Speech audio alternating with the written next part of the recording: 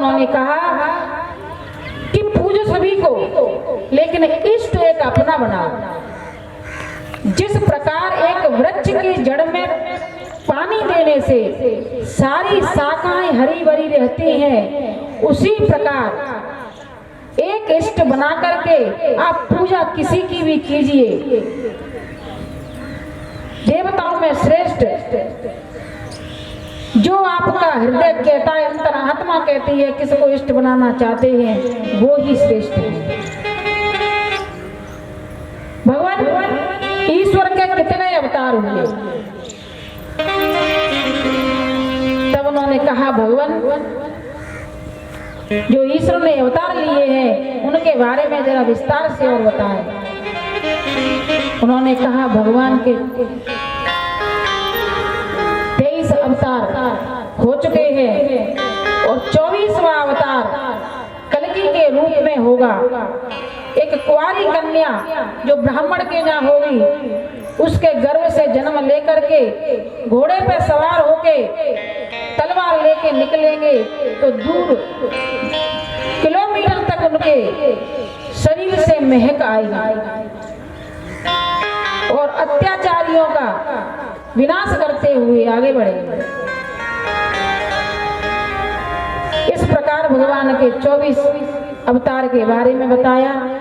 तब उन्होंने कहा शास्त्र का सार क्या है? सागर में गागर भरने वाला है शास्त्र का सार, हम तुम्हें बताते हैं। और सबसे बड़े जो शास्त्र है वो है श्रीमद् भागवत महापुराण। श्रीमद् भागवत महापुराण कैसे और किसने लिखा? तब उन्होंने कहा कि वो भी बताएंगे। कथा को मोक्ष, कथा सुनकर मोक्ष देने वाला सबसे बढ़िया साधन है श्रीमद् भागवत कथा। भगवान चठा प्रश्न और रह गया है। भगवान के अवतार धर्म की रक्षा के लिए होते हैं, फिर वह पृथ्वी से चले क्यों गए? धर्म किसकी शरण में गया? तब उन्होंने कहा कि जब कलयुग का प्रारंभ हुआ तो भगवान कृष्ण स्वयं श्रीमद् भागवत कथा में प्रवेश कर गए थे। तभी उद्धव ने कहा कि स्वामी आप तो जा रहे हैं, हमें किसकी शरण में छोड़ के जा रहे हैं? मैं भी आपके साथ चलूंगा। तब उन्होंने कहा कि श्रीमद् भागवत महापुराण कलयुग के लोगों का कल्याण करने वाला है, क्योंकि कलयुग में लोगों की जो धारणा होगी उसको बचाने का सिर्फ एक ही मात्र साधन है और वो है श्रीमद् भागवत कथा। कलयुग में लोग आजकल कैसे कैसे हैं कि काहू की जो सुनहि बड़ाई, सांस लेत जन जो जुड़ आई। जब दूसरे की बड़ाई सुनते हैं तो उनको ऐसा लगता है कि न जाने क्या हो गया। दूसरे की बड़ाई सुन नहीं सकते हैं कलयुग के लोग। जब काहू की देख विपत्ति, सुखी भये मानव जगन्नपति। और जब किसी के घर में विपत्ति या किसी के घर में कोई घटना हो जाए तो उनको ऐसा लगता है कि मैं ही राजा हो जाऊं। दूसरों के दुख से वो सुखी होना चाहता है। और क्या है महाराज कि झूठ ही लेना, झूठ ही लेना और झूठ ही भोजन, झूठ चबेना। सब कुछ झूठ पर आधारित होगा और सबसे बड़ा झूठ है मोबाइल। किसी ने फोन किया, भैया कहाँ हो? मुकेश भाई साहब कहाँ है? यार घर पे ही हूँ। और पता नहीं है घर से बाहर है कि घर ही पे। तो सबसे मेन जो आजकल के समय में झूठ बोलने वाला, बुलवाने वाला एक मोबाइल। और क्या कहा? सनकादिक ऋषियों से पूछा कि किस प्रकार के कलयुग में बचा जाए। तब क्या सतयुग में क्या होता था? सतयुग सब जोगी भी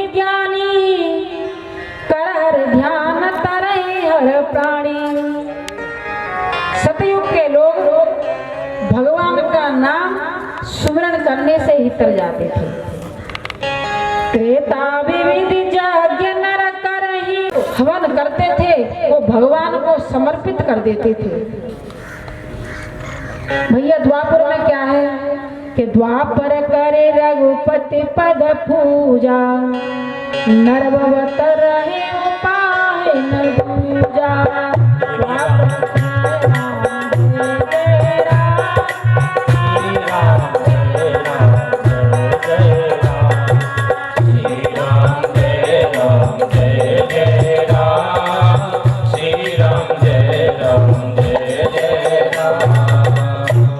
द्वापर में क्या है कि द्वापर में श्री हरि के चरणों की पूजा करें और इसके अलावा दूसरा कोई उपाय नहीं है।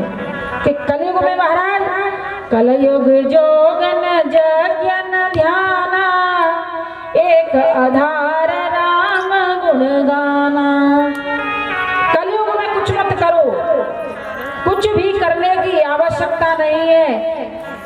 सोते जागते उठते बैठते कहीं भी जा रहे हो, हरि के नाम का सुमरण अपने चिंतन में करते रहिए, आपका जीवन सार्थक हो जाएगा। कलयुग में आपको वर्षों तक तपस्या करने की आवश्यकता नहीं पड़ेगी। कलयुग में सिर्फ और सिर्फ हरि के नाम का सुमरण करने की आवश्यकता है।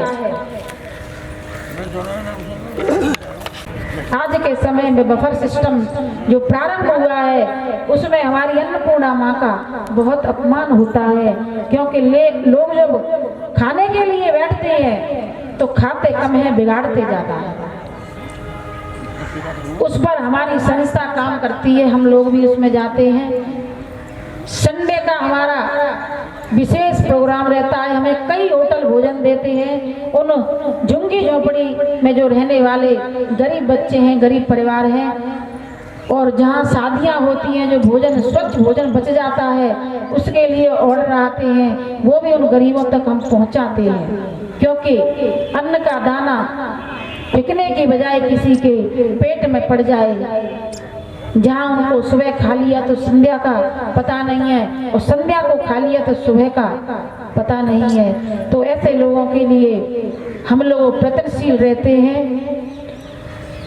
तो भोजन भी बनाते समय आजकल हम फिल्मी गाने चलाते हैं। फिल्मी गाने की बजाय भगवान के अगर भजन चला करके भोजन बनाया जाए तो वही भोजन प्रसाद के रूप में हो जाता है। इस प्रकार उनके 6 प्रश्न के उत्तर दे करके व्यास जी द्वारा समझाया गया कि और कोई अगर शंका हो तो उसे भी हम आपको बता सकते हैं। तभी नारद जी ने कहा कि हे व्यास जी, आप चिंतित क्यों बैठे हैं, इतना मुख उदास क्यों है। तब नारद जी ने कहा कि पहले मैं तुम्हें अपने पूर्व जन्म का चरित्र बताता हूँ कि पूर्व जन्म में मैं एक दासी का पुत्र था।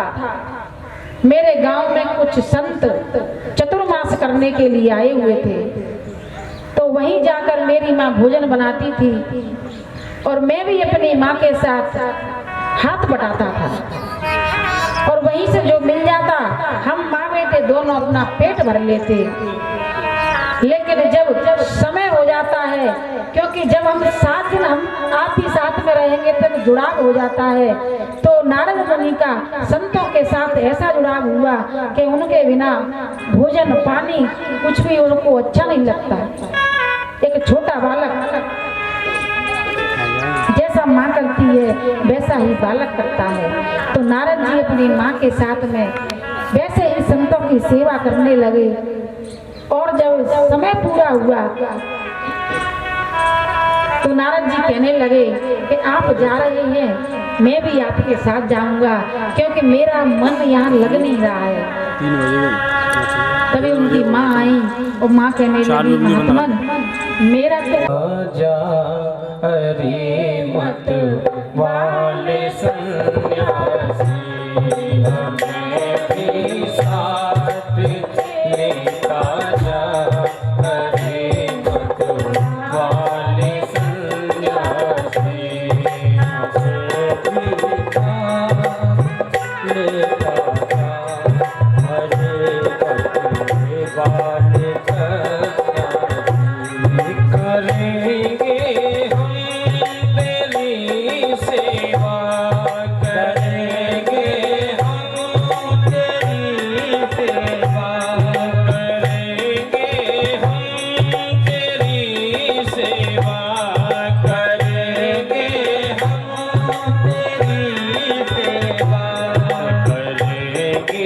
हम तेरी सेवा करें।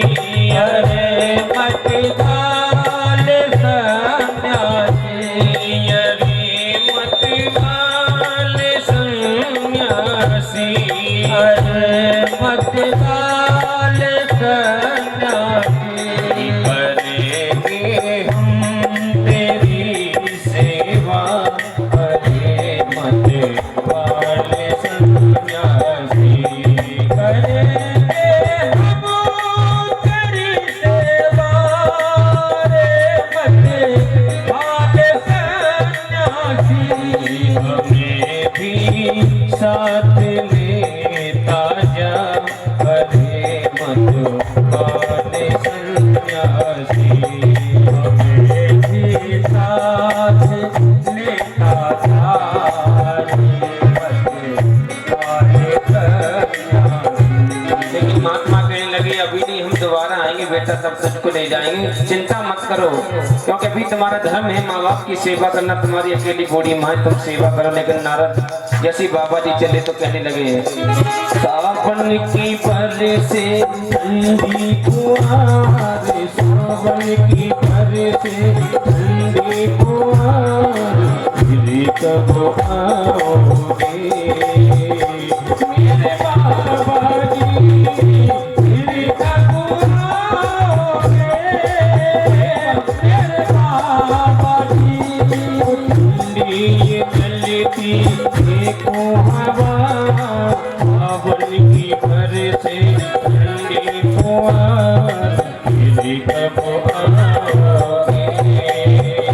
मेरे स्वामी जी, फिर कब आओगे मेरे स्वामी जी।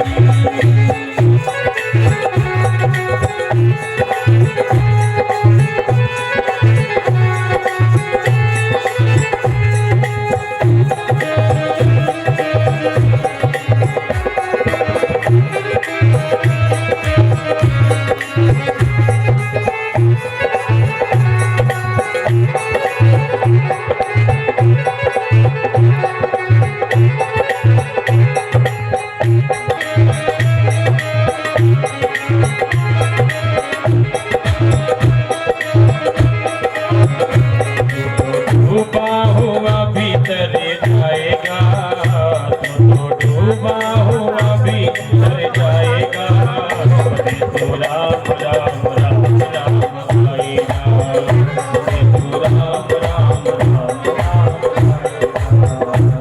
तो डूबा हुआ भीतर जाएगा, तो डूबा हुआ भीतर जाएगा, तो राम राम राम राम गाएगा, राम राम राम राम गाएगा, तो डूबा हुआ भीतर जाएगा, तो डूबा हुआ भीतर जाएगा, तो राम राम राम राम गाएगा, राम राम राम राम गाएगा।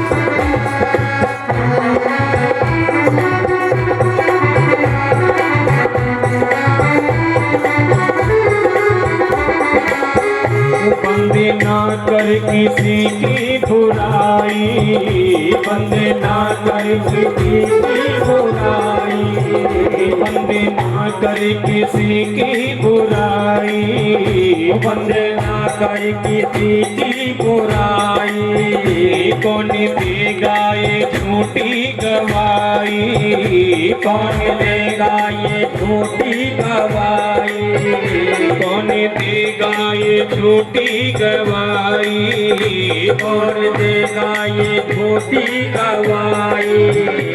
अरे पूछेंगे क्या बतलाएगा, अरे पूछेंगे क्या बतलाएगा। बने तू राम राम राम राम गाए जा, बने तू राम राम राम राम गाए जा, बने तू राम राम राम राम गाए जा, बने राम राम राम राम गाए जा।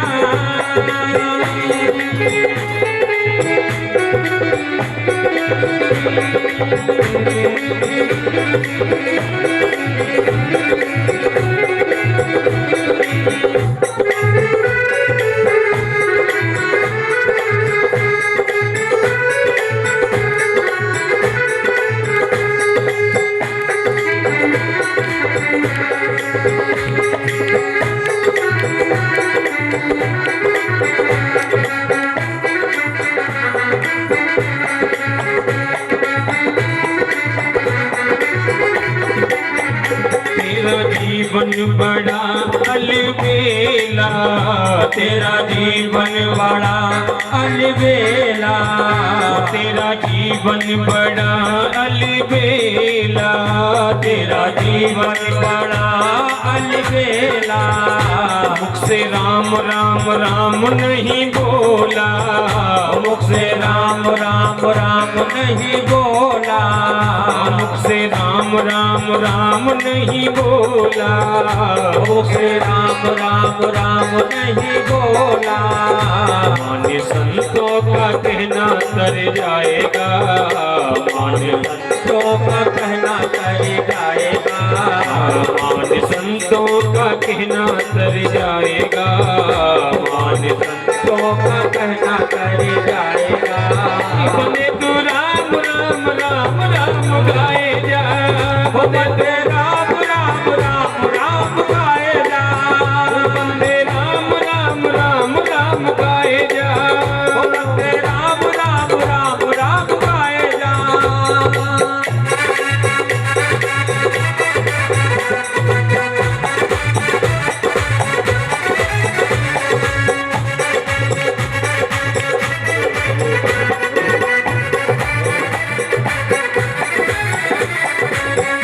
पशु जीते पशु मर के भी तो काम आवे, पशु मर के भी काम आवे। पशु अपने धर्म पर टिके हुए, इंसान अपने धर्म से टिक गया है। पशु अपने ही धर्म पर है, क्योंकि गाय घास खाती है, अगर मांस परोस दिया जाए कितना भी बढ़िया, लेकिन खाएगी नहीं। और शेर के लिए घास परोस दी जाए तो हरी हरी घास भी नहीं खाएगा, शेर मांस ही खाएगा, अपना धर्म पे टिका हुआ है। और गाय घास ही खाएगी, मांस नहीं खाएगी। लेकिन इंसान अपनी चीजों से भटक गया है, धर्म से तो इंसान ढक गया है। इसलिए तो सत्संग किया है जो भगवान ने केवल इंसानों के लिए, क्योंकि इंसान ही धर्म से भागता जा रहा है, इसलिए सत्संग भी इंसान के लिए बनाया है। वो पशु जी पशु मर के भी सो काम आवे, पशु मर के भी तो काम आए। तेरी देह भस्म हो जाए, तेरी देह भस्म हो जाए, तेरा नामो निशान मिट जाएगा, तेरा नामो निशान मिट जाएगा, तेरा नामो निशान मिट जाएगा, तेरा नामो निशान मिट जाएगा। बने तू राम राम राम राम गाए जा, बने तू राम राम राम राम गाए जा, बंदे राम राम राम राम गाए जा, बंदे राम राम राम राम गाए जा।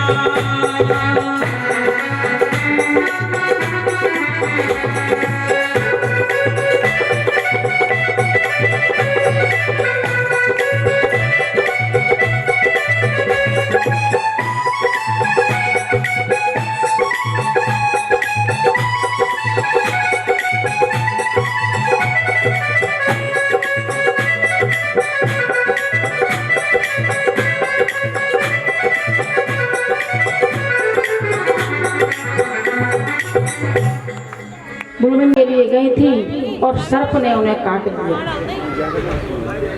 अब एक तरफ से तो उनको खुशी हो रही थी कि मेरी माँ मर गई और मैं इस मोह माया के चक्कर से छूट गया, और एक तरफ से उनके मन में ये भी हो रहा है कि मेरी माँ चली गई जिसने मुझे जन्म दिया। तो एक पैर पे खड़ा होकर नृत्य करने लगे और उनका दाह संस्कार करने के बाद में तपस्या करने के लिए चली गए। तपस्या करने लगे, कई वर्ष व्यतीत हो गए। एक दिन भगवान ने आकर के दर्शन दिया और बड़ा सुंदर सा स्वरूप है प्रभु का, और दर्शन देते ही जैसे ही नारद मुनि ने अपनी पलकें झपकाई, भगवान वहां से अंतर्ध्यान हो गए। भगवान की छवि को देख करके नारद जी भाव विभल होकर के रोने लगे कि अगर आपको दर्शन देना था तो मुझे आप तड़पा क्यों रहे हो, दर्शन देकर के आप अंतर्ध्यान क्यों हो गए। उन्होंने कई बार अपने नेत्र बंद किए, लेकिन प्रभु दर्शन देने के लिए नहीं आए। तब आकाशवाणी हुई है, नारद तपस्या करो, तपस्या करने के बाद में मेरे पार्षद में लेकर के चले जाएंगे। और नारद मुनि तपस्या करने लगे और तपस्या करते करते अपने शरीर को त्याग दिया।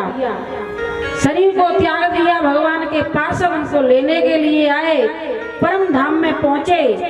भगवान श्री हरि ने उनको एक बीड़ा दिया और कहा, जाओ आज से तुम हरि के नाम का स्मरण करो। यह वरदान पाकर के मैं एक दिन कैलाश पर्वत पर पहुंचा और मैया पार्वती से वार्तालाप होने लगे। और मैया पार्वती से कहा, क्योंकि वो गुरु भी थे और माँ भवानी जगदम्बा होने के नाते पुत्र भी थे, तो कहने लगे, देवी आप ये बताइए आपके पति आपको कितना प्रेम करते हैं। प्रेम का मतलब क्या है? प्रेम का मतलब ये थोड़ा ही कि पति से कहो कि तुम्हें 7 बजे घर आना है तो आना है, अगर 7 बजे घर नहीं है तो फिर ना। प्रेम का मतलब ये है कि अपने पति को इतना प्रेम दो कि 7 बजे की जगह 5 बजे घर आके बैठ जाए। तो मैया से कहते हैं आपके पति आपको प्रेम नहीं करते, तो मैया कहने लगी, हे मामुने आपने ये कैसे कह दिया?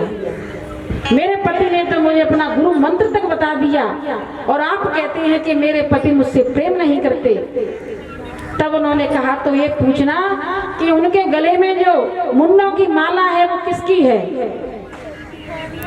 अब तो साहब मैया पार्वती के मन में एक भूकंप सा चलने लगा। नारद जी वहां से निकले, शिव जी का आना हुआ, तभी कहने लगे, आप तो हमारे घर में रार बह के आए, आज हो न हो हमारे घर में लड़ाई होनी है। नारद जी ने प्रणाम करते हुए निकल गए।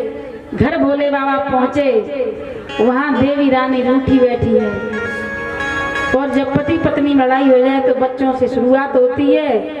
देवी गणेश जी कहाँ गए और कार्तिक कहाँ है? तो मैया कहती है, मुझे क्या पता है, ढूंढो अपने बच्चों को, अब पूछने के लिए आए हो। तब भगवान भोलेनाथ बोले, देवी बताओ तो बात क्या है, वो बतलाइए कि आप ये बताइए हमको प्रेम करते हैं कि लो, इसमें पूछने वाली कौन सी बात है, और कितनी बार कहें आपसे, तो कि आपने हमें अभी तक ये नहीं बताया कि आपके जो गले में बरमुंडों की माला है वो किसकी है। तब भगवान भोलेनाथ आंख बंद करके कहने लगे, देवी हर जन्म में आपकी मृत्यु हो जाती है और हम अमर हैं, इसलिए हम मरते नहीं हैं, और जिस जिस जन्म में आपकी मृत्यु हुई उस उस जन्म के सारे आपके जो मुंड हैं उनकी माला बना करके हम पहन लेते हैं। अब आप ये बताइए कि प्रेम किसका अथाह है। और आंसू निकला, अश्रु मैया ने अपनी हथेली में ले लिया। कहते हैं ना, कर्पूर गौरम, हम तो कपूर से भी गोरे हैं और तुम कहती हो कि हम काले हैं। मैया कहने लगी, जो आपने आप अमर कैसे हैं वो बताइए। कि देवी, हमने अमर कथा का पान किया है इसलिए हम अमर हैं। नीचे रखना, नीचे। तो कि हमें भी वो कथा सुनवाइए। भगवान भोलेनाथ चले हैं अमरनाथ की तरफ। एक जगह उन्होंने अपने शेष उतार के फेंके तो शेष झील हो गई। इसी प्रकार बिच्छू, चंद्रमा सभी को उतारते हुए अमरनाथ की तरफ पहुंचे। और उधर गोलोक धाम में एक तोता था, राधा रानी के हाथ पर बैठ करके कृष्णा कृष्णा बोलता। तो राधा रानी कहती, हे सुख, तुम कृष्ण कृष्ण कहा करो। अगर कृष्ण के हाथ पर बैठे तो कृष्ण कहे, तुम राधा राधा कहा करो। तब वो तोता बीच में आके क्या कर, राधा कृष्ण कहने लगा। और मैया किशोरी जी ने कहा कि अब हम गोलोक धाम से निकल करके ब्रज भूमि में हम दोनों अपना जन्म लेंगे। तभी वो सुख कहने लगा कि आपके बिना तो मेरा जीवन कुछ है ही नहीं है, मैं भी आपके साथ में चलूंगा। वो बोले, ठीक है, आप सुख के रूप में अवतरित होंगे और हम ब्रज में राधा और कृष्ण बनकर के जन्म लेंगे। यह कहकर वहां से सभी अंतर ध्यान हो गए। उधर मैया पार्वती आसन लगा के बैठी है।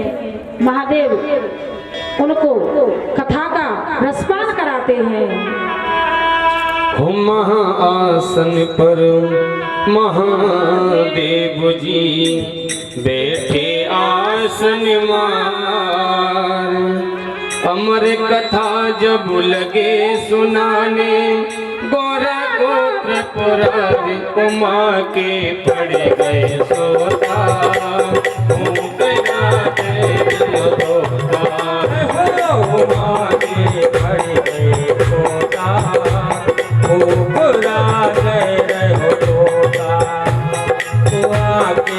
पड़ गए सोता, गोरा जय रहो सोता। आसन पर महादेव जी बैठे आसन मार। अमर कथा जब लगे सुनाने, गोरा गोत्र पुरारी उमा के पड़ गए सोता। उमरा दे रहो सोता, उमा के पड़ गए सोता।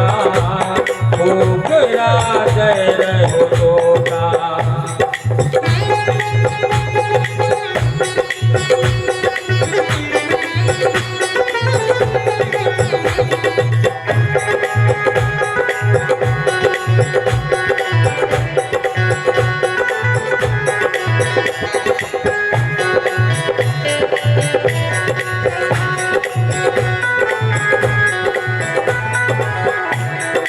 भोलेनाथ शंकर ने गौरा को कथा सुनाई। भोलेनाथ शंकर ने गौरा को कथा सुनाई। कथा हुई ना पूरी और नींद उमा को आई। कथा हुई ना पूरी और नींद उमा को आई। क्योंकि एक शर्त लगा दी भोले बाबा ने, क्योंकि जब भी भोले बाबा कथा सुनाते थे और पहले ऐसे नियम हुआ करते थे, जो भी कहने वाला था वो आंख बंद करके कथा सुनाते थे और सामने वाले जितने भी बैठते थे वो हुंका देते थे। तो मैया गौरा हुंका दे रही है, लेकिन जब भगवान की कथा होती है तो नींद बहुत अच्छी आती है।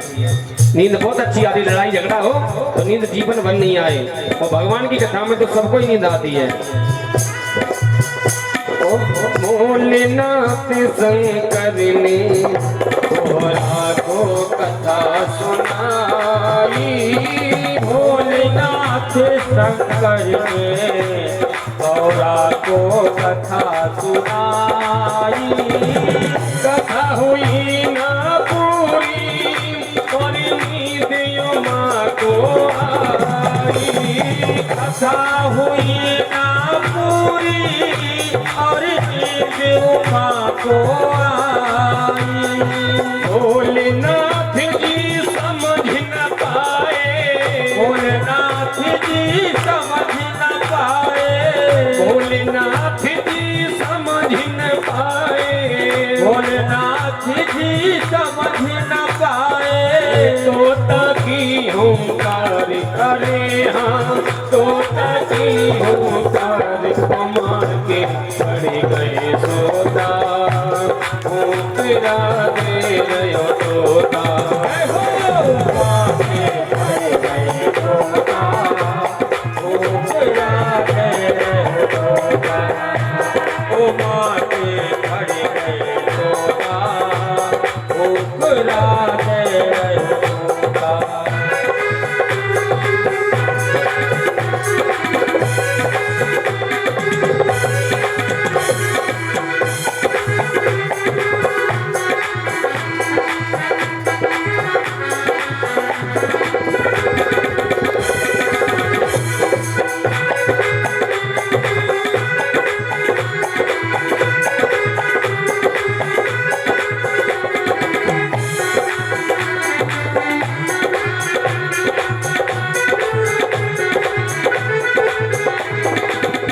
जब नींद से गौरा जागी अफसोस हुआ है भारी।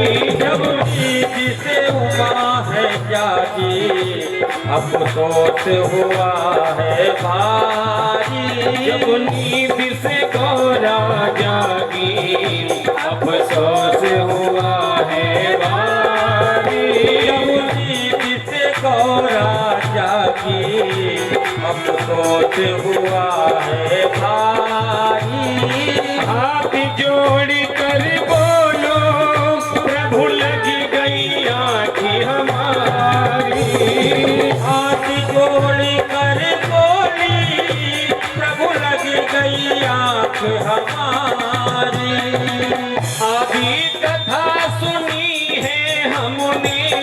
आदि कथा सुनी है हमने और आधी है बरकरार। अरे हाँ आधी है बरकरार। माँ के पड़ गए सोता। ओंकारा दे रयो तोता। माँ के पड़ गए सोता। ओंकारा दे रयो तोता।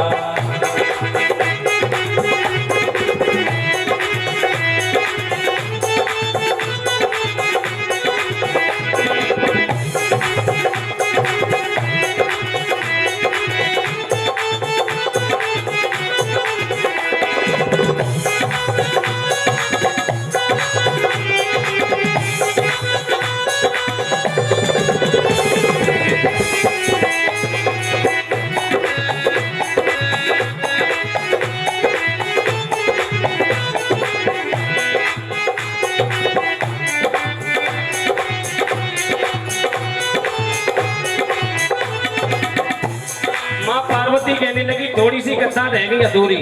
तुम कह रहे हो गई पूरी, ऐसे कैसे मान ले? बोले अभी तो कथा का जयकारा लग गया पूरी हो गई। बोले तुम कहाँ थी?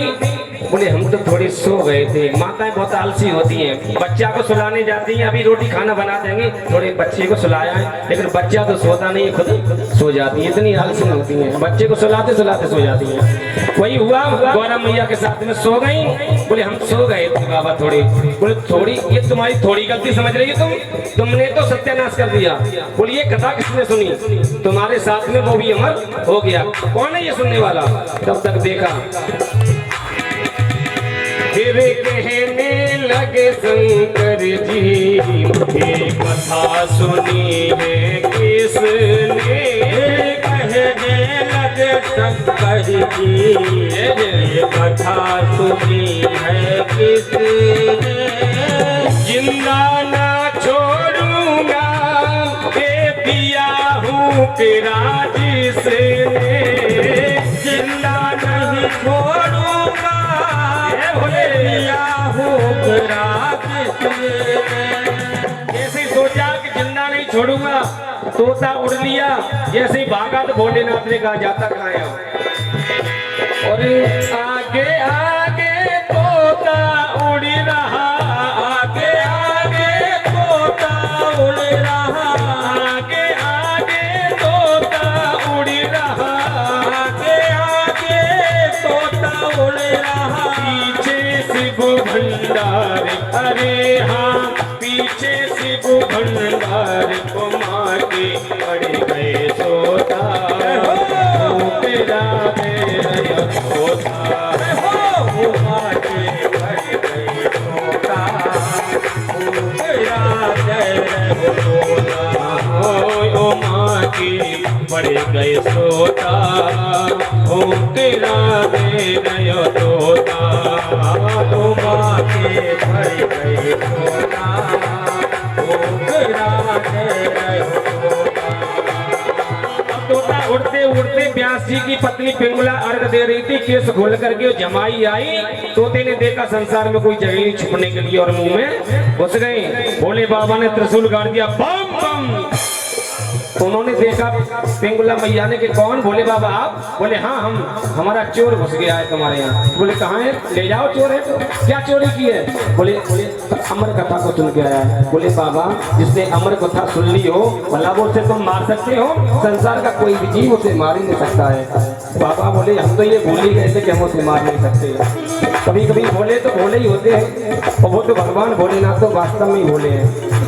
फिर भी कह दिया जब तक उसको पकड़ के नहीं ले जाएंगे तब तक मानेंगे नहीं। त्रिशूल गाड़ दिया, बैठ गए। 12 वर्ष तक गेटमैन की नौकरी की, किसकी कहते हैं? सिक्योरिटी गार्ड की। 12 वर्ष तक नौकरी की, कोई पैसा नहीं। भगवान भोलेनाथ को याद आया, हम तो भजन भी भूल गए, छोड़ो नौकरी वोकरी के चक्कर में भाग गए।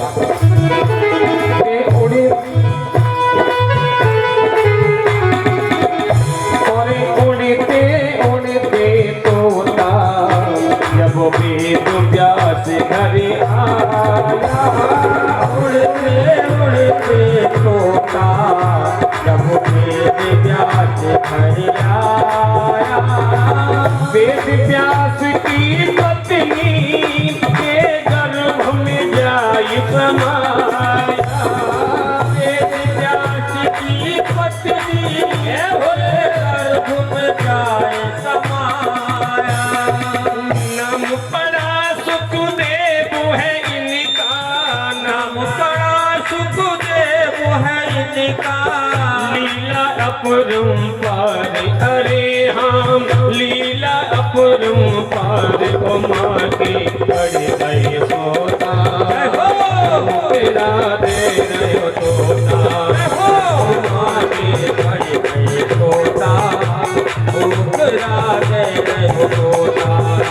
तो माँ के पड़ गए सोता, तेरा दे रहे तोता, माँ के पड़ गए सोता, तेरा दे रहे तोता, माँ के पड़ गए सोता, तेरा दे रहे तोता। बोली शंकर भगवान की जय, बोली सुखदेव जी महाराज की जय हो। तो मैया को जब कथा सुनाने के लिए बैठे, वहां जो सुख का अंडा था वो टूटा हुआ था, और जैसे ही कथा प्रारंभ हुई अंडा जुड़ गया और बीच में मैया सो गई। अब उसने विचार किया अगर मैं हुकरा नहीं भरूंगा तो कथा को नहीं सुनाएंगे, बंद कर देंगे। इसलिए मैया की आवाज करके वो हुकरा देने लगा। और जब मैया की नींद 12वें स्कंद में खुली तो कहा कि हे पतिदेव, हमने तो कथा भी सुन नहीं पाई। तब कहा कि अगर कथा तुमने नहीं सुनी है तो हुकरा किसने दिया? तभी देखा कि पीछे से सुख का एक बच्चा सुन रहा था। तब उन्होंने कहा कि इसने दोष दो किए हैं, एक तो चोरी से कथा सुनी है, दूसरी बात कि कभी कथा को पीछे से नहीं सुना जाता है, और त्रिशूल लेकर के उस सुख के बच्चे को मारने के लिए पीछे दौड़े हैं। उधर व्यास जी की पत्नी अपने पति से वार्तालाप कर रही है, महाराज हमारे कोई संतान नहीं है, बहुत समय व्यतीत हो गया है। तब व्यास जी ने कहा, हे देवी धीरज धरो, संतान प्राप्त अवश्य होगी। और इतनी देर में उन्होंने जमाई ली और सूक्ष्म रूप धारण करके सुखदेव जी उनकी पत्नी के गर्भ में समा गए। महादेव जी त्रिशूल लेकर के वेद व्यास जी के पास पहुंचे। तब वेद व्यास ने समझाया कि आप तो इतने समझदार ज्ञानी पुरुष हैं, आप ये नहीं जानते कि जो अमर हो गया क्या उसे आप मार सकते हैं। तब भगवान अपने कैलाश पर्वत पर चले गए। 12 बरस तक सुखदेव जी अपने माँ के गर्भ में रहे। तब वेद व्यास जी ने समझाया कि पुत्र बाहर आओ। तब उन्होंने कहा कि मैं बाहर नहीं आऊंगा, क्योंकि बाहर आते ही मुझे जगत का प्रपंच अपने लपेटे में ले लेगा, इस मोह माया में मैं गिर जाऊंगा। तब व्यास जी ने कहा कि तुम चिंता मत करो, मैं तुझे वरदान देता हूँ कि तुम इस मोह माया में कभी नहीं गिरोगे। तब 12 वर्ष के होकर के सुखदेव जी ने जन्म लिया और जन्म लेते ही वन की ओर जाने लगे। वन की ओर जाने लगे। उनके पिताजी ने कहा, पुत्र अभी तुम्हारा यज्ञ पवोध संस्कार भी नहीं हुआ है और आप वन की ओर जा रहे हैं, जबकि इस उम्र में तुम्हारे जैसे बच्चे खेलते हैं। यम प्रवजंत मनुपेत मपेत कृत्यम द्वैपायनो विरह कातर जुहाव। और पुत्र से कहते हैं, पुत्र रुको तो सही, अभी हमने तो तुम्हें प्यार और दुलार भी नहीं किया और तुम जन्म लेते ही जंगल की तरफ जा रहे हो। वो चले जा रहे हैं। पीछे से व्यास जी हैं। एक तालाब में कुछ स्त्रियां स्नान कर रही थी, तो जब सुखदेव जी निकल करके गए तो उन्हें कोई लज्जा नहीं आई, और जैसे ही व्यास जी का आना हुआ, लज्जा के मारे एक पेड़ की ओट में हो गई। तब उन स्त्रियों से व्यास जी ने कहा कि मेरा पुत्र विवाह होकर के अभी यहाँ से निकल करके गया है और उसके सामने तुम्हें लज्जा नहीं आई, और जब मैं आया तो मेरे सामने आप लज्जा करके वृक्षों की ओट में हो गई हो। तब उन स्त्रियों ने कहा, हे महामुने, आपके पुत्र में कोई विकार नहीं है, उनकी दृष्टि में जैसा पुरुष वैसी स्त्री है, इसलिए हमने ऐसा कोई लज्जा नहीं की। और आप तो महामुने ज्ञानी हैं।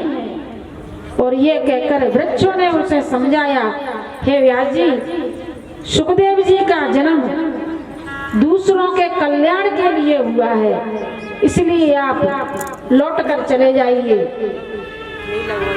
और सुखदेव जी को तपस्या के लिए जाने दीजिए। तब नारद जी ने कहा कि इस प्रकार सुखदेव जी का जन्म का वृतांत रहा। अब उनके जाने के बाद में व्यास जी बड़े दुखी मन से बैठे हुए थे। तभी नारद जी का जो कथा चल रही है वो बता रहे हैं अपने बारे में। उन्होंने कहा, आप इतने दुखी क्यों हैं, वो बताइए। उन्होंने कहा, मैंने 17 प्राणों की रचना की है, लेकिन मन को संतुष्टि नहीं है। तभी नारद जी ने कहा कि आपने 17 प्राणों की रचना की है, लेकिन किसी भी प्राण में भगवान कृष्ण के बारे में आपने कुछ नहीं लिखा है, इसलिए आपके मन को संतुष्टि नहीं है। अब आप एक पुराण और लिखिए, जो कि मुझे मेरे पिता ब्रह्मा ने दिया था। 4 श्लोक श्लोकों में, वो मैं तुम्हें सुनाता हूँ।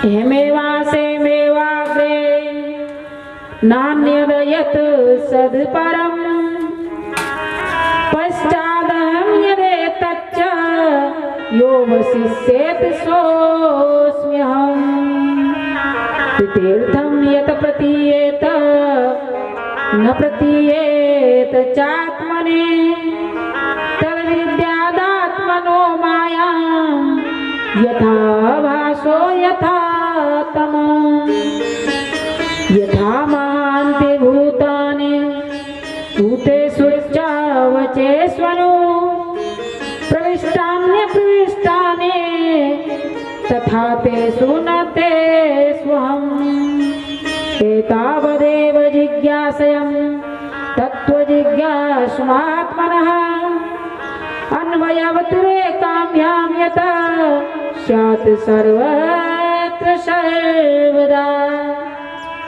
ये 4 श्लोक मेरे पिताजी ने मुझे दिए थे, मैं आपको देता हूँ और विस्तार करके एक ग्रंथ की रचना कीजिए।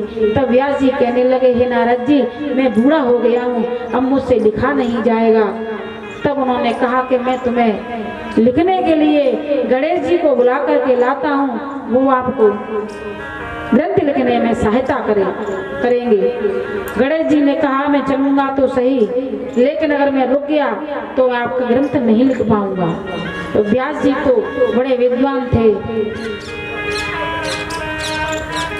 ब्रह्मणदि के आश्रम एक आश्रम था, जहाँ पास में ही व्यास गुफा है, और गणेश जी वहाँ बैठ करके वेद व्यास के साथ में श्रीमद् भागवत कथा को लिखने लगे। जैसे ही कथा लिखने लगे, श्लोक रुकने पे आता, वेद व्यास जी बड़ा सा श्लोक दे देते लिखने के लिए, जाओ बेटा देखो। इतने में और दूसरा श्लोक तैयार कर लेते। गणेश जी लगातार लगे रहे। बीच में उनका दांत स्याही खत्म हो गई, तो स्याही खत्म होने के बाद में कलम टूट गई, तो उन्होंने अपनी दांत को तोड़ करके श्रीमद् भागवत कथा को पूर्ण रूप से रच करके तैयार करवाया। जब से श्री गणेश महाराज को एक दंत कह करके पुकारते हैं, बोलो श्री गणेशाय नमः। कथा संपूर्ण हुई। वेद व्यास जी ने कहा, नारद जी, कथा तो लिख दी, लेकिन मैं दूं किसको? क्योंकि अगर अपने बेटे को देता हूँ तो लोग ये कहेंगे कि अपनी लिखी पुस्तक अपने बेटे को दे दी। मुझे ऐसा कोई ज्ञानी पुरुष चाहिए जो इसके लायक हो। तब नारद जी ने कहा कि अपने बेटे को बुला करके और इस श्रीमद् भागवत कथा को उनको समर्पित करेंगे। तो कैसे करूं कि आप अपने शिष्यों को जंगल में भेजिए। उनके शिष्य थे, शिष्य जो बड़े थे उनके, वो लेकर के श्लोक चले हैं। एक श्लोक जब कहने लगे, बरहा पीड़म नटवर वपो कर्णियो कर्णिकारकम विभ्रदवासः कनिक पक्कपिसं वैजयन्तीं चमालम्। सुखदेव जी गुफा से बाहर निकले और निकल करके देखते हैं कितना सुंदर श्लोक, जिसमें भगवान के रूप का वर्णन किया गया है। किसने और कौन कह रहा है? उनके शिष्य थे वैनपायन, और देख करके फिर उस गुफा में घुस गए। दूसरे दिन फिर गए, फिर दूसरा श्लोक दिया और दूसरा श्लोक गाने लगे, बरहा पीड़म नटवर वपो कर्णियो कर्णिकारकम। लेकिन श्लोक सुन करके उनके पीछे पीछे दौड़े चले आए। आपने इतना सुंदर श्लोक किससे सीखा? उन्होंने कहा, ऐसे श्लोक न जाने कितने आपके पिताजी के पास हैं, आप चलिए। सुखदेव जी ने आकर के अपने माता पिता के चरण स्पर्श किए और कहा, पिताजी आपने बड़ा सुंदर वर्णन किया है इस ग्रंथ का और श्लोकों का। तब उन्होंने कहा कि राजा जनक के दरबार में तुम्हें परीक्षा के लिए जाना है और पत्र लिख करके दे दिया कि मेरा पुत्र आपके पास आ रहा है और मैंने जो श्रीमद् भागवत कथा लिखी है क्या वो उसके लायक है। राजा जनक ने कहा कि 4 दिन और 4 रात उनको बाहर खड़ा रहने दो और फिर हमें बताना कि उनका मुख मलिन है या क्रोध में है, कैसे है। 4 दिन और 4 रात व्यतीत हो गए। पानी में नहाते हो, सत्संग में नहाया करो। पानी में नहाते हो, सत्संग में नहाया करो। पानी में नहाते हो, सत्संग में नहाया करो। पानी में नहाते हो, सत्संग में नहाया करो। पानी में नहाते हो, सत्संग में नहाया करो। पानी में नहाते हो, सत्संग में नहाया करो। पानी में नहाते हो, सत्संग में नहाया करो।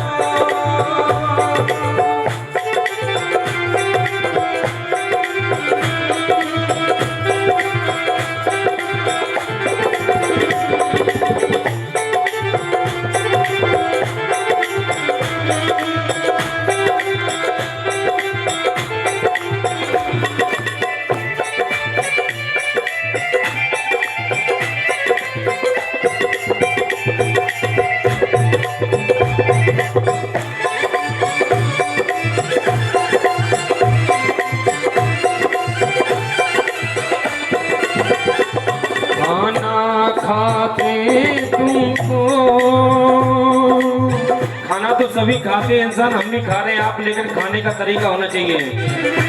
खाते खाते तुमको सब जीवन बीत गया। खाते खाते तुमको सब जीवन बीत गया। खाते तुमको सब जीवन बीत गया।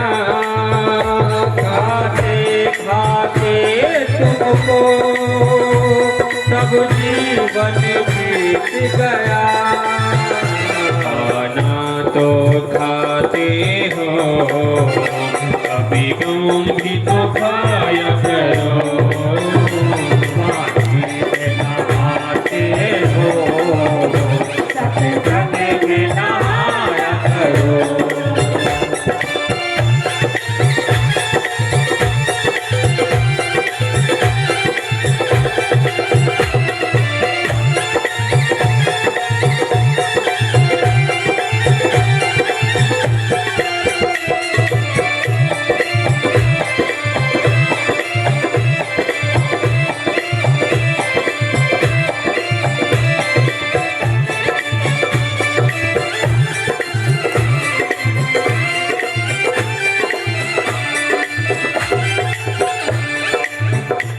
औरों की बुराई को तुम सुनते सुनाते हो।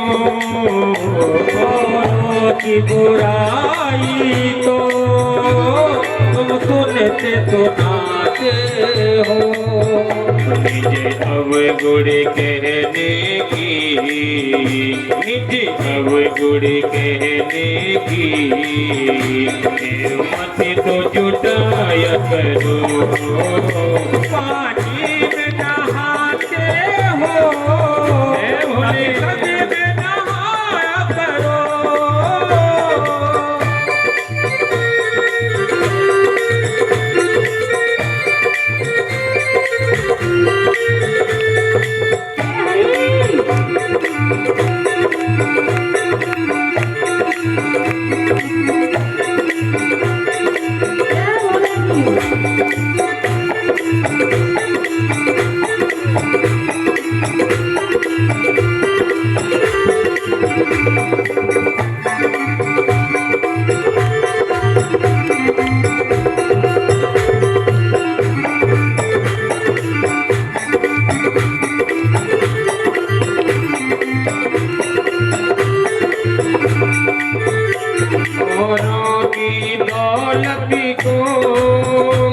पाने की सोचते हो,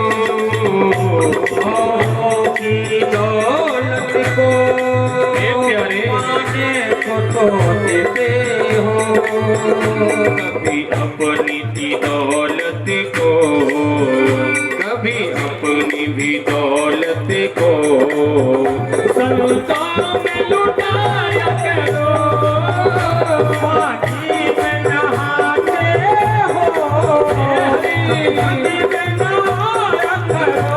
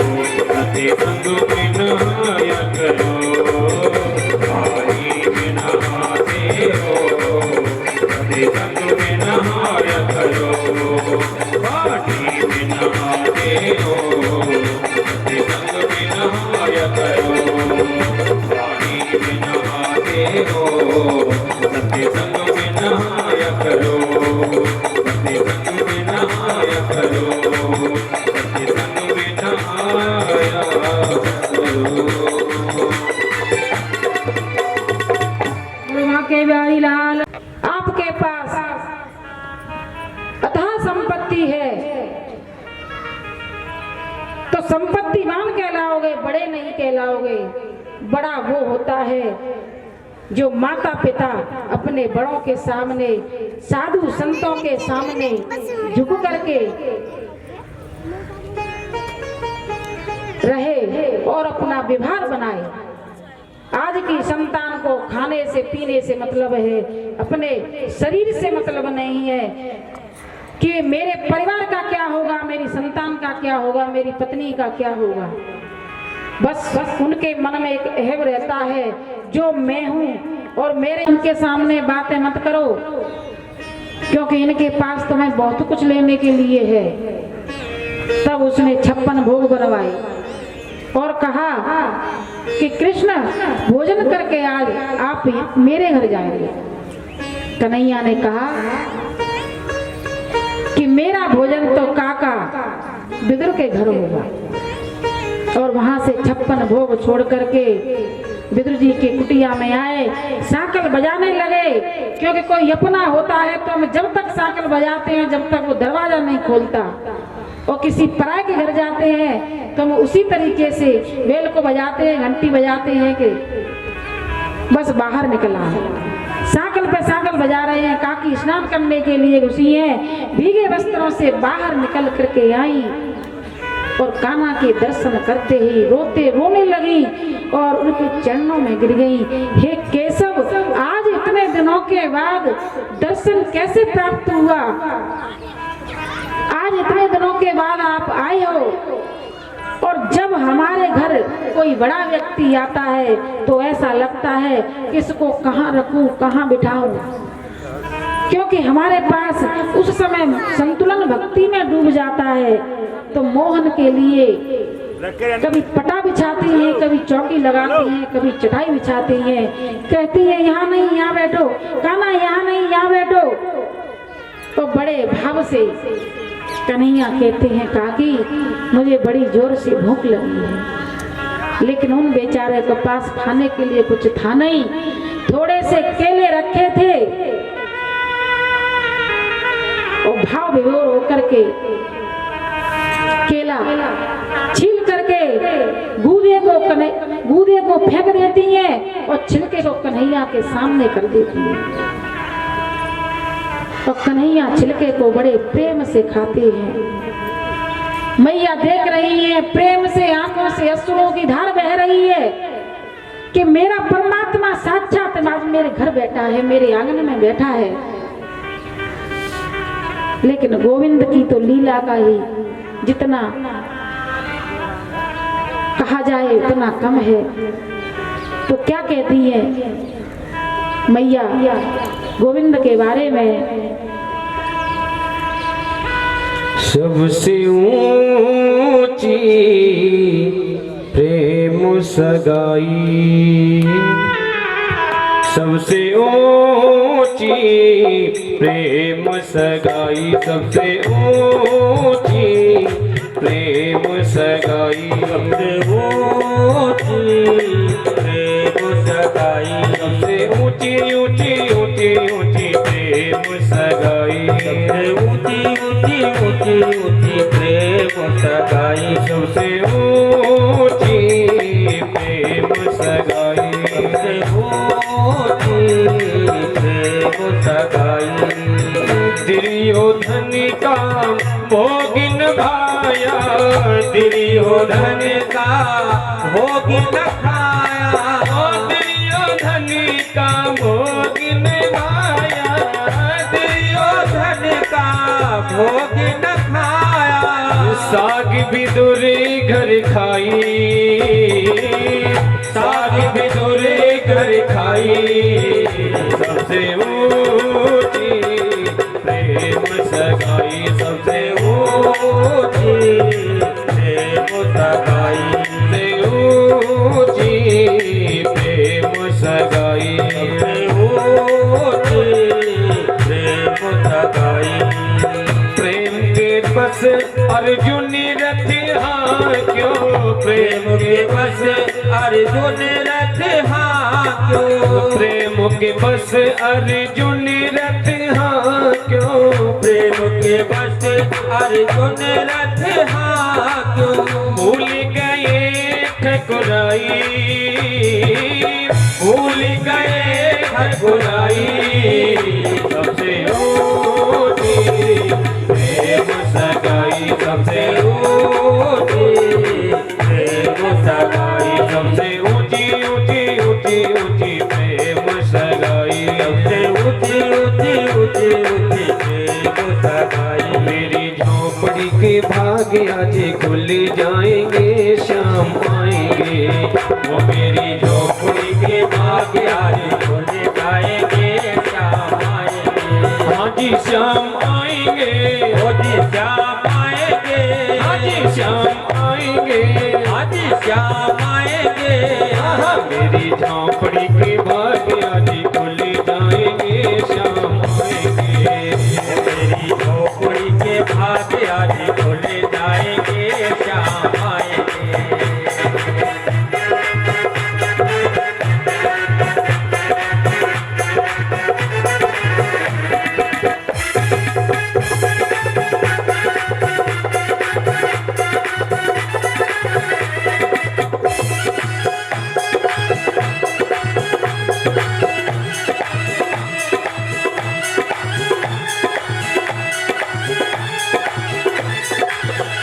श्याम आएंगे तो आसन बिछाऊंगी, श्याम आएंगे तो आसन बिछाऊंगी, श्याम आएंगे तो आसन बिछाऊंगी, श्याम आएंगे तो आसन बिछाऊंगी।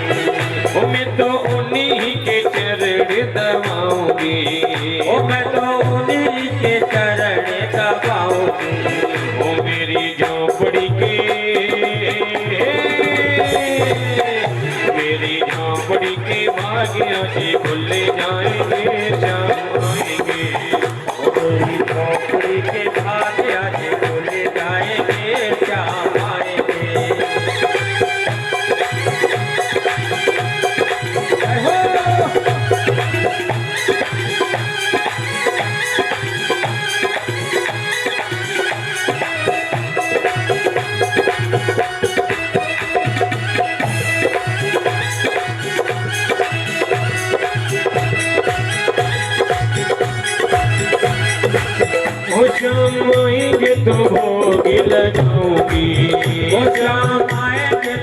भोग लगाऊंगी, श्याम आएंगे तो भोग बनाऊंगी, ओ श्याम आएंगे तो भोग बनाऊंगी, मैं तो रुचि रुचि भोग लगाऊंगी, ओ मैं तो रुचि रुचि भोग लगाऊंगी, मेरी झोपड़ी के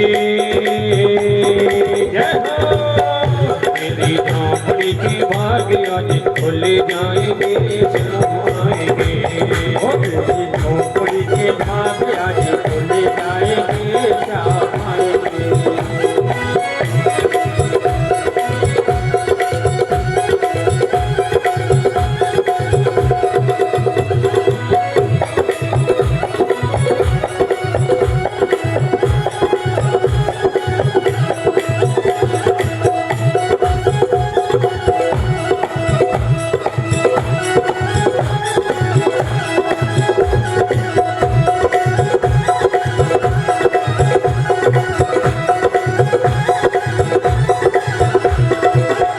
श्याम आएंगे, आज श्याम आएंगे, आज श्याम आएंगे, आज श्याम आएंगे, मेरी झोपड़ी की भाग आज खुल जाएंगे, श्याम आएंगे, मेरी झोपड़ी की भाग आज खुल जाएंगे, श्याम आएंगे, मेरी झोपड़ी की भाग आज खुल जाएंगे, श्याम आएंगे, मेरी झोपड़ी की भाग आज खुल जाएंगे, श्याम आएंगे, मेरी झोपड़ी की भाग आज खुल जाएंगे, श्याम आएंगे, मेरी झोपड़ी की भाग आज खुल जाएंगे, श्याम आएंगे। पूर्णिमा के बिहारी लाल की जय हो। और विदुरानी काकी बड़े प्रेम से कन्हैया को छिलके खिलाती जा रही हैं। उन्होंने देखा नहीं कि कन्हैया खा क्या रहा है। इतने में विदुर जी आए और कहने लगे, गोपाल मैं तुम्हारे लिए माखन और मिश्री लेकर के आया हूँ। तभी देखा कि केलों के ढेर लगे हुए हैं और छिलके गायब। कहने लगे, पगली तूने इतना भी नहीं देखा कि मेरे गोविंद को तूने छिलके खिला दिए। कहने लगी, स्वामी मुझे आप क्षमा करें, क्योंकि मैं प्रभु के ध्यान में, प्रभु की भक्ति में ऐसा डूब गई थी कि मुझे दिखाई नहीं दिया कि ये केले हैं और छिलके हैं। दोनों पति पत्नी अश्रुओं की धार बहा करके उनके चरण धोए हैं और चरण धोने के बाद में कहने लगे, काका अब हमें जाने की आज्ञा दो, क्योंकि हम जिस कार्य से आए थे वो कार्य हमारा पूर्ण हो गया। और ये कह करके कन्हैया अपने धाम में पहुंचे और मामा शकुनी ने कहा कि तुम जाओ और गोविंद से कुछ मांगो, क्योंकि तुम मांगोगे तो मना नहीं करेंगे। तो भगवान जब सेन कक्ष में सो रहे थे तो दुर्योधन आकर के सिरहाने की तरफ बैठ गया और अर्जुन पैरों की तरफ बैठा। तब भगवान ने नेत्र खोले तो अर्जुन सामने थे। दुर्योधन कहने लगा, मैं भी तो बैठा हूँ।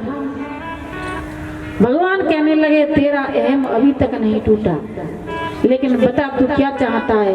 एक तरफ मैं हूँ और एक तरफ मेरी सेना है। उसने कहा कि मुझे तो आपकी सेना चाहिए। और अर्जुन से कहा कि मैं युद्ध नहीं करूंगा, लेकिन साथ रहूंगा। अर्जुन ने कहा, मेरे लिए तो आपका साथ ही काफी है और मुझे किसी चीज की आवश्यकता नहीं है। और युद्ध की घोषणा हुई जब युद्धशाला में सभी समाप्त हो गए। भीष्म पितामह बाणों की सैया पर लेटे हुए हैं, लेकिन दुर्योधन को वरदान लगा था कि इसकी मृत्यु अति खुशी में और अति दुख में होगी। तभी अश्वत्थामा का आना हुआ और कहा, मित्र तुम चिंता मत करो, आज सारे पांडवों को मैं मार करके तुम्हारे पास ले आऊंगा। उधर भगवान कृष्ण शिविर के बाहर टहल रहे थे। तभी अर्जुन निकल करके आए कि केशव आपको नींद नहीं आ रही है। केशव ने कहा, जिसका शत्रु और जिसका ब्याज अगर जिस पे चढ़ता हो उसे कभी नींद नहीं आती। और होनी समझ के पांचों पांडवों को अपने साथ ले गए। द्रौपदी के पांचों पुत्रों को वहां शिविर में छोड़ गए। उधर अश्वत्थामा आया, रात के अंधेरे में कुछ दिखा नहीं, द्रौपदी के पांचों पुत्रों के शीश काट करके थाल में रख करके दुर्योधन के पास गया। और जैसे ही दुर्योधन ने देखा, अरे दुष्ट, तूने तो हमारे कुल में पानी देने वाला भी नहीं छोड़ा। और ये कहकर उसने प्राण त्याग दिए। और जब द्रौपदी को पता चला कि अश्वत्थामा ने मेरे पुत्रों के शीश को काट दिया है, मेरे पुत्रों की मृत्यु कर दी है, तो विलाप करने लगी। क्योंकि माता शिशूनाम निधनम सुतानाम निशम्य घोरम परितप्यमाना तदारुगा सकला कुलाक्षी ताम सात्वयना किरीटमाली। और द्रौपदी की इस दशा को देख करके अर्जुन को बड़ा क्रोध आया और उसने कहा, तुम चिंता मत करो, मैं इसे मार करके अभी आता हूँ। और उसके पीछे भगवान कृष्ण और अर्जुन दौड़े हैं और रस्सियों से बांध करके उसको लेकर के आए और उसे मृत्यु दंड देने वाले थे। लेकिन उससे कहा, तूने हमारे अबोध बच्चों को मार दिया है, अब हम तुझे जिंदा नहीं छोड़ेंगे। तभी मैया द्रौपदी हाथ जोड़ करके खड़ी हो गई, स्वामी, पहले तो आपकी गुरु माता है और उनकी इकलौती संतान है, और इकलौती संतान को मारना, और तीसरा ये ब्राह्मण है, इसलिए इसको मारो मत, छोड़ दो। मुच्यताम मुच्यतामेश ब्राह्मणो नितराम गुरु सरहस्यो धनुर्वेद सविसरोग संयम। और आप अपने गुरुदेव के परम प्रिय शिष्य थे, इसलिए आप इनको मारो मत और सजा दे करके छोड़ दो। क्योंकि ब्राह्मण वंदुर्न हंतव्य याता ताई वराणम, ब्राह्मण को कभी मानना न चाहिए। इसलिए मैं आपसे बार बार प्रार्थना करती हूँ। तभी उसके माथे से मणि निकाल करके शीश मुड़वा करके उनको छोड़ दिया। लेकिन वो अपनी अपमान की याग में शांत नहीं रहा, वहां से चला गया। तभी भगवान कृष्ण ने कहा कि जो हुआ सो हुआ, आपके जो पितामह हैं वो अभी सरसैया पर बैठे सोए हुए हैं, उनको गति प्रदान कर दी है। और उनको लेकर के युद्ध क्षेत्र में पहुंचे और देखते ही भीष्म पिता के आंखों से आंसू बहने लगे। जब मरने का समय आया तो क्या हमें पता रहता है कि हम परमात्मा को याद करेंगे? उस समय सिर्फ माया घेरती है, मेरा बेटा, मेरी बहू, मेरी नाती, मेरे पंते, मेरे देवती, मेरे सब मेरे पास हो, हमें याद नहीं रहता है। तभी भीष्म पितामह उनको ढूंढ रहे हैं सभी भीड़ में कि मेरे कन्हैया, मेरे केशव कहाँ हैं। केशव को देखा और कहने लगा कि हे स्वामी, मेरी मृत्यु का समय निकट है और मेरे पास मेरी बेटी के रूप में मेरी मति है। मैं आपको भेंट करते हुए जाना चाहता हूँ। तो उन्होंने 11 श्लोकों में उनकी स्तुति की है। इतमति रूप कल्पिता वृतेष्णा भगवती शाश्वते पुंगवे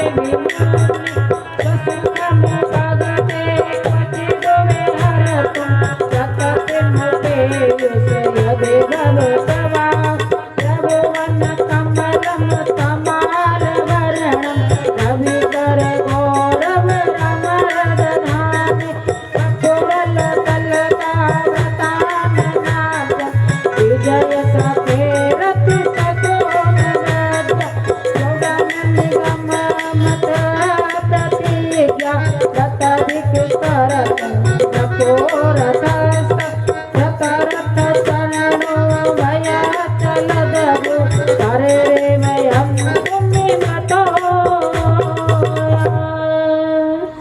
11 श्लोकों में स्तुति की है और भगवान से कहा कि जिस वक्त मेरे प्राण निकले बस आपकी छवि मेरे सामने हो, बस यही मैं प्रार्थना करता हूँ। और हर प्राणी की यही इच्छा हो कि जिस वक्त हमारे प्राण निकले उस वक्त परमात्मा हमारे सामने होना चाहिए। इतना तो करना स्वामी जब प्राण तन से निकले, इतना तो करना स्वामी जब प्राण तन से निकले, इतना तो करना स्वामी जब प्राण तन से निकले। गोविंद नाम लेकर, गोविंद नाम लेकर जब प्राण तन से निकले, इतना तो करना स्वामी जब प्राण तन से निकले।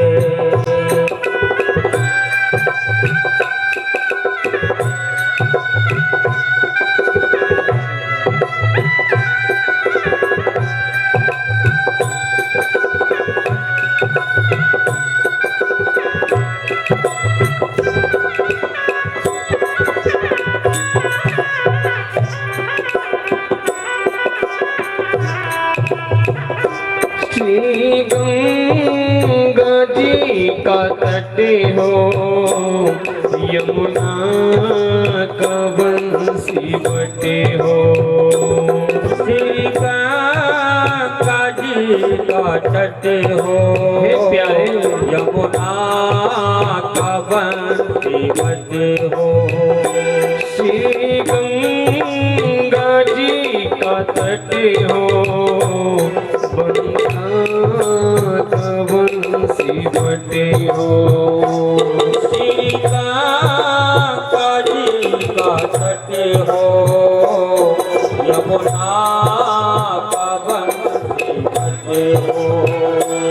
और सांवरा निकट हो, मेरा सांवरा निकट हो जब प्राण तन से निकले, तेरा तो करना स्वामी जब प्राण तन से निकले।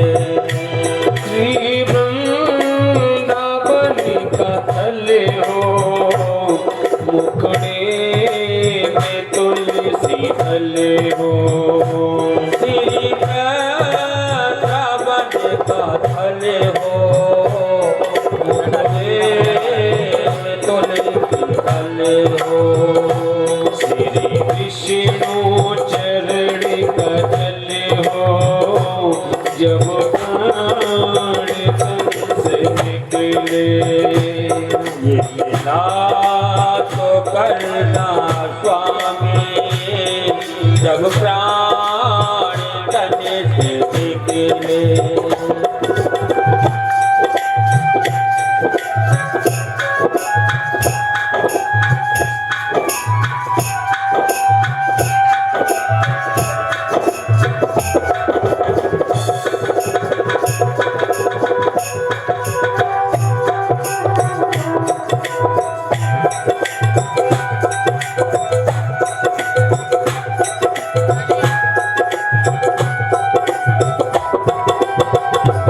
सन्मुख सांवला खड़ा हो, बंसी का स्वर भरा हो।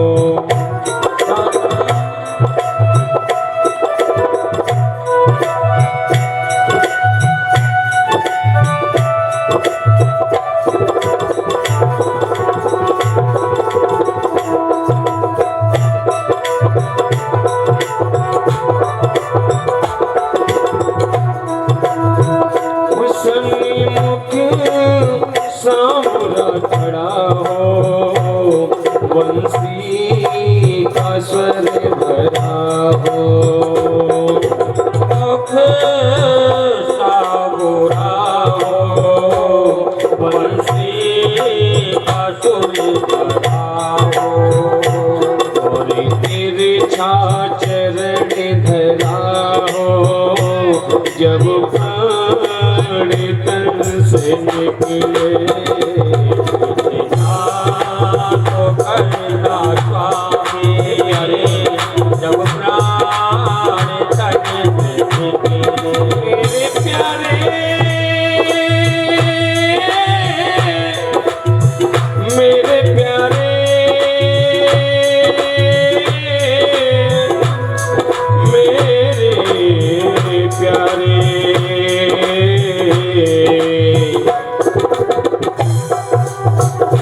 श्री शोभता मुकुट हो, मुकुटे पे काली लटे हो, श्री शोभता मुकुट हो, मुकुटे पे काली लटे हो, यह ध्यान मेरे घटे हो, यह ध्यान मेरे घटे हो, जब प्राण तन से निकले इतना तो करना स्वामी, जब प्राण तन से निकले उस वक्त जल्दी आना, ना कौल भूल जाना,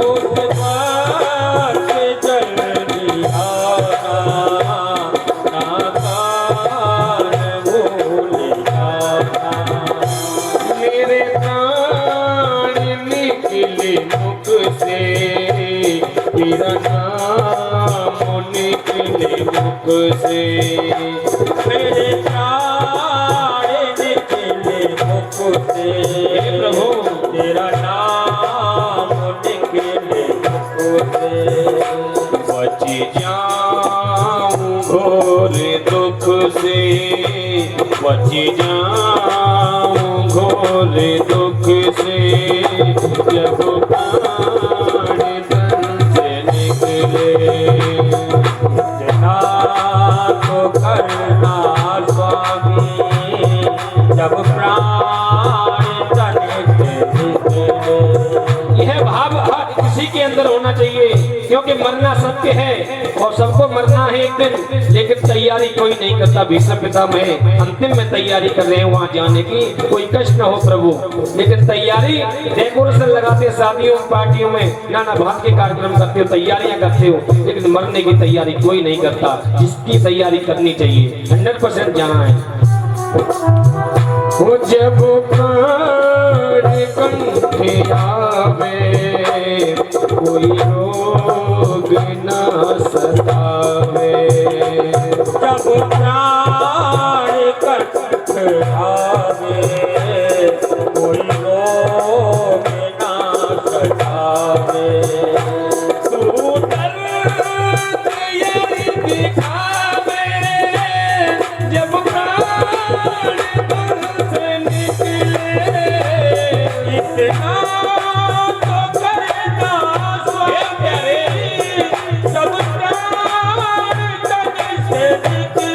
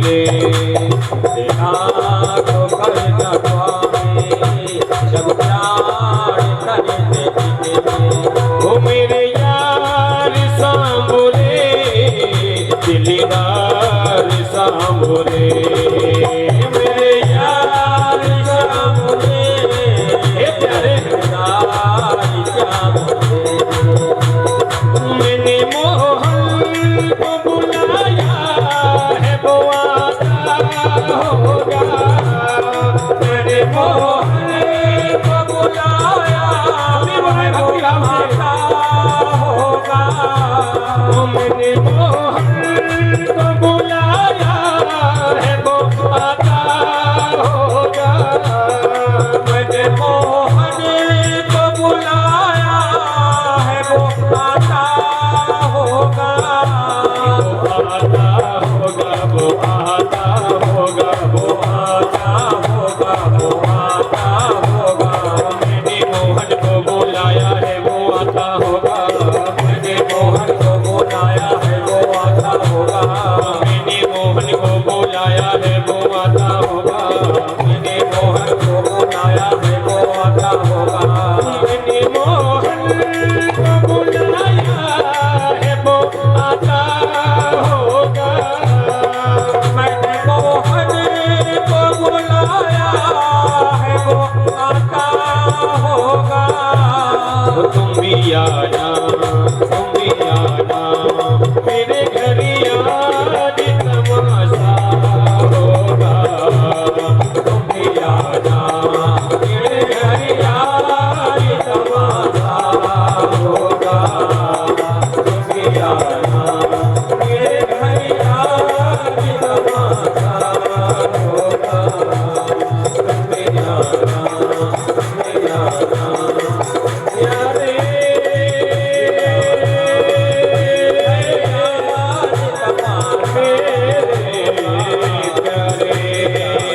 मैया उत्तरा के गर्भ में प्रवेश कर जाते हैं। आज एक माँ के गर्भ में भक्त और भगवान दोनों हैं। और परीक्षित ने गर्भावस्था में ही अपनी माँ की कोख में ही प्रभु के दर्शन कर लिए। धन्य हो गया ऐसा जीव जिसने भगवान कृष्ण के जन्म लेने से पहले ही दर्शन हो गए। इस प्रकार रक्षा करके जब जाने लगे तब मैया कुंती कहने लगी कि केशव तुम छोड़ के क्यों जा रहे हो, तुम्हारे बिना हमारा मन नहीं लगेगा। कुंती मैया ने 26 श्लोकों में उनकी स्तुति की। नमस्ते पुरुषम त्वाद्य मीश्वरम प्रकटे परम अलक्ष्यम सर्वभूताना मंत्र बहिर्वस्थितम। कुंती ने कहा तुम जीवों के बाहर और भीतर एक जैसे स्थिति में रहते हो, फिर भी इंद्रियों से वृत्तियों से दिखते नहीं हो, क्योंकि आप प्रकृति से परे आदि पुरुष हो, परमेश्वर हो। मैं जानती हूँ कि ना आप किसी के भतीजे हो, ना आप किसी के पुत्र हो, आप तो स्वयं परमात्मा हो। तुम्हारी आदतों को तो मैं उस दिन से जानती हूँ जब से गोकुल में तुमने उन राक्षसों का वध करते चले आए थे। माया जवनिका छन्नम ज्ञातो जोजमव्ययम् न लक्ष्य से मूढ़ दृशा नटो नाटय धरो यथा। आपने अपनी माया का पर्दा डाल रखा है। अबोध नारी हूँ इसका मतलब ये नहीं कि मैं आपके बारे में जानती नहीं।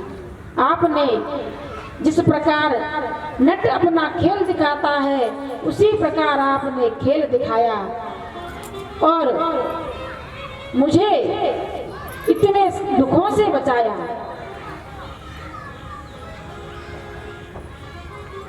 मेरे बच्चों को लाक्षागृह से बचाया। मेरी पुत्र वधू की आपने भरी सभा में जाकर के लाज बचाई। मेरे पुत्र भीम को जहर से बचाया। और कितने मैं वर्णन करूं, क्योंकि मेरे पास तो आप आपके अलावा और कोई दिखता नहीं है। कृष्णाय वासुदेवाय देवकी नंदनाय च नंद गोप कुमाराय गोविंदाय नमो नमः। नमः पंकजनाभाय नमः पंकजमालिने नमः पंकजनेत्राय